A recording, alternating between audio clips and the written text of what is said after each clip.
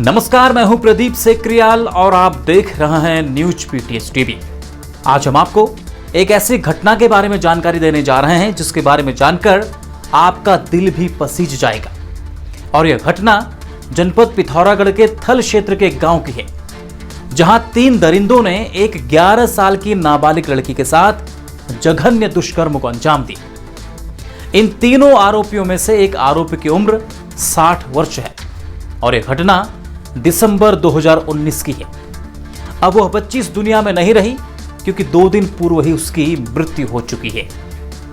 उसकी मौत कैसे हुई इसके बारे में भी आपको बताएंगे, लेकिन सबसे पहले आपको इस घटना के बारे में कुछ और जानकारियां देते हैं। दरअसल जब उस बच्ची की उम्र मात्र 8 वर्ष थी तभी उसके पिता की मृत्यु हो चुकी थी। अब घर में उसकी मां और उसके 2 भाइयों को मिलाकर 4 सदस्य थे। घर की आर्थिक स्थिति बेहद कमजोर थी। पिता के अचानक इस दुनिया से चले जाने के बाद परिवार विकट परिस्थितियों से गुजर रहा था। इसी बीच परिवार पर गिद्ध दृष्टि जमाए हुए गांव के ही 3 दरिंदों ने 11 वर्षीय मासूम को अपनी हवस का शिकार बना लिया। इन 3 दरिंदों में से एक की उम्र 60 वर्ष है। तीनों आरोपी फिलहाल जेल में बंद हैं। चाइल्ड हेल्पलाइन के माध्यम से यह प्रकरण बाल कल्याण समिति के समक्ष आया, जिसके बाद नगर पिथौरागढ़ के एक पुनर्वास केंद्र में मासूम की देख रेख व परवरिश चल रही थी। पुनर्वास केंद्र के स्वयं सेवकों की मदद से मासूम धीरे धीरे उस कष्ट से उभर रही थी और वह स्कूल भी जा रही थी। इसी बीच 6 महीने पहले ही उसकी मां की भी अचानक मृत्यु हो गई। अब वह अनाथ हो चुकी थी, लेकिन उसने हिम्मत नहीं हारी और स्कूल जाती रही और उसके बड़े बड़े सपने थे। लेकिन इसी बीच वह टाइफाइड से पीड़ित हो गई। उसे 2 दिन पूर्व जिला चिकित्सालय पिथौरागढ़ ले जाया गया, जहां उसकी गंभीर हालत को देखकर चिकित्सकों ने उसे सुशीला तिवारी हॉस्पिटल हल्द्वानी रेफर कर दी। वहां उसकी मृत्यु हो गई। बहरहाल पुनर्वास संस्था व बाल कल्याण के सदस्यों की मदद से शव का अंतिम संस्कार किया गया। अब इस पूरे घटनाक्रम से 3 बड़े सवाल खड़े होते हैं। पहला कि 3 वर्ष बीतने को हैं लेकिन अभी तक इस मामले में कोर्ट का फैसला नहीं आया है। ऐसे पॉक्सो पीड़ित मामलों में फास्ट ट्रैक कोर्ट के माध्यम से फैसला क्यों नहीं दिया जाता। दूसरा सवाल पंचायती राज व्यवस्था पर भी खड़े होते हैं कि किसी गांव में एक परिवार विकट परिस्थितियों से गुजर रहा है। ऐसे में उस परिवार के उत्थान के लिए गांव का प्रधान, वार्ड मेंबर, क्षेत्र पंचायत सदस्य, जिला पंचायत सदस्य ये क्या कर रहे हैं? आखिर इनके काम और कर्तव्य हैं क्या? तीसरा सवाल जिला चिकित्सालय पिथौरागढ़ पर भी खड़े होते हैं कि आखिर यह कैसा जिला चिकित्सालय है जहां पर टाइफाइड का भी इलाज नहीं हो पा रहा है। यह यहां के जनप्रतिनिधियों और सरकार के मुंह पर सीधा तमाचा है।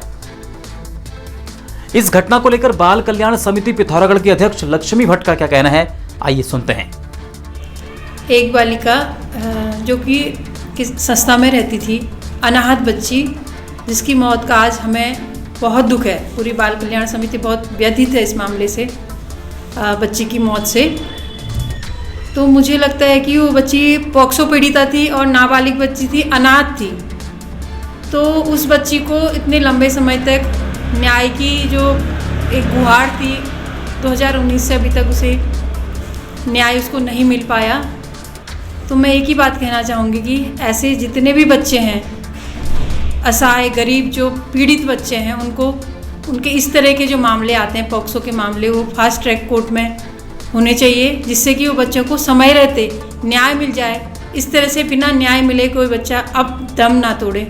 हम बाल कल्याण समिति की ओर से आज इतना ही कहना चाहेंगे कि ये मामले फास्ट ट्रैक कोर्ट में ही होने चाहिए। इस मासूम की अंत्येष्टि में शामिल बाल कल्याण समिति के सदस्य रेखा रानी क्या कह रहे हैं, आइए उन्हें भी सुनते हैं। अंत्येष्टि में शामिल हुए थे। ये बहुत ही दुखद घटना तो है, जैसा मैम ने बता ही दिया है, लेकिन इसमें संस्था के समस्त कार्मिकों ने बहुत अच्छी भूमिका निभाई है और मानवता के नाते मैं भी इसमें शामिल हुई पूरी समिति की ओर से।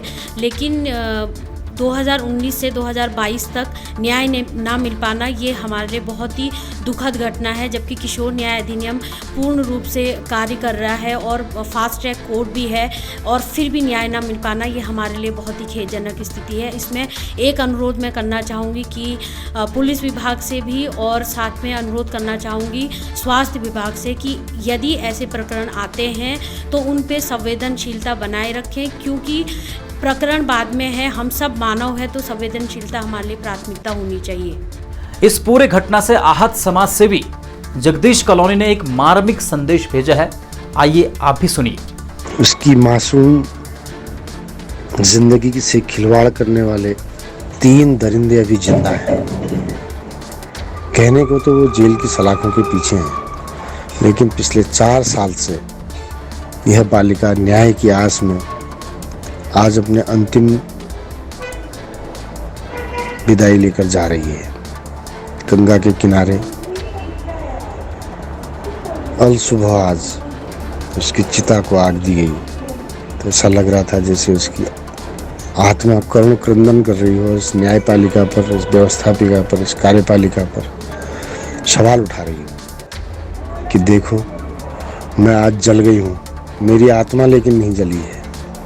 उन पापियों को दंड देना अभी बाकी है जिन्होंने मेरे बचपन को नर्क बना दिया।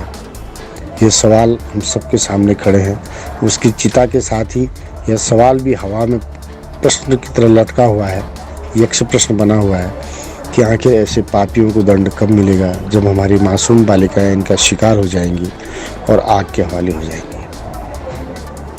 बहुत संवेदनशील प्रश्न है, हवा में लटका है उसकी चिता के सामने। कोई जवाब आपके पास है तो दीजिए जरूर। आइए अब अगली खबर का रुख करते हैं। 1 वर्ष पूर्व स्थापित Manas college of science technology and management Pithoragarh को राज्यपाल एवं कुलाधिपति ने डिग्री स्तर पर BSc IT विषय सहित स्नातक स्तर की मान्यता दे दी है। इस उपलब्धि पर संस्थान में खुशी का माहौल है। संस्थान द्वारा प्रेस कॉन्फ्रेंस कर आज इसकी जानकारी दी गई। पहले तो मुझे बताते हुए बहुत हर्ष हो रहा है कि Manas college of science technology and management को महामहिम राज्यपाल जी के यहाँ से एक डिग्री कॉलेज की मान्यता मिल गई है। ये पहला प्राइवेट कॉलेज शोभन सिंह जीना यूनिवर्सिटी के अंदर होगा, कुमाऊं रीजन का। जहाँ तक भविष्य के प्लानिंग की बात है, इस एफिलिएशन के बाद कॉलेज का यही उद्देश्य है कि कॉलेज के यहाँ पिथौरागढ़ और कुमाऊं के बच्चों को शिक्षा और स्वास्थ्य, जो यहाँ की हमेशा मुद्दे रहते हैं, उस पे मोल्ड किया जाए और जो पैरामेडिकल कोर्सेज है उसकी तरफ हम लोग जाएं। पहले पैरामेडिकल कोर्सेज में, जैसा मैंने बताया कि कोशिश रहेगी कि फिजियोथेरेपी या नर्सिंग में से या दोनों कोर्सेज अगले सत्र में आए। इसके साथ साथ वोकेशनल कोर्सेज और ऐड हो सकें, जैसे कि digital marketing, graphic designing, hotel management etcetera. इसके अलावा जो लोग जॉब कर रहे हैं या जो लोग फिज़िकली क्लास में प्रेजेंट नहीं हो पा रहे, हमारी कोशिश रहेगी कि उत्तराखंड ओपन यूनिवर्सिटी से भी कुछ ऐसे कोर्सेज आ पाए जो वो लोग कर सकें। इसके अलावा कुछ सर्टिफिकेशन और डिप्लोमा कोर्सेज NIS और डिफरेंट यूनिवर्सिटी से हमारे साथ आने की उम्मीद है। खबरों में बने रहने के लिए न्यूज़ PTS TV को सब्सक्राइब करें और बेल आइकन दबाएं, और साथ ही फेसबुक पर न्यूज़ PTS TV पेज को लाइक या फॉलो करें।